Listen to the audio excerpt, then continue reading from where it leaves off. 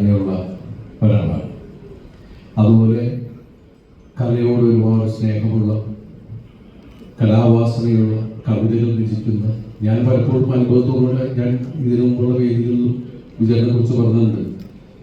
വിജയേട്ടൻ എന്നും യൗവനത്തിൽ പ്രണയത്തിൽ മുങ്ങി നടക്കുന്ന ഒരാളായിട്ടാണ് എനിക്ക് തോന്നിയത്. മനസ്സിൽ ഒരുപാട് പ്രണയമുള്ള അദ്ദേഹത്തിൻ്റെ വരികളിലാണെങ്കിലും ഒക്കെ. അപ്പം അദ്ദേഹത്തോട് ഒരുമിച്ച് ഞങ്ങളിടയ്ക്ക് സംസാരിക്കാറുണ്ട്.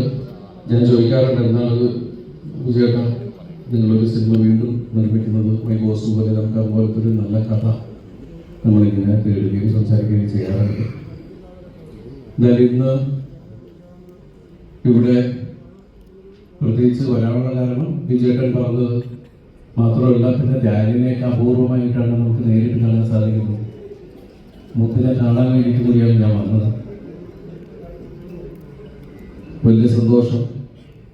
ഈ സിനിമയിൽ അഭിനയിച്ച എല്ലാവർക്കും, ഇതിൻ്റെ പിന്നണിയിൽ പ്രവർത്തിച്ച എല്ലാവർക്കും എല്ലാ ആശംസകളും നേരുന്നു.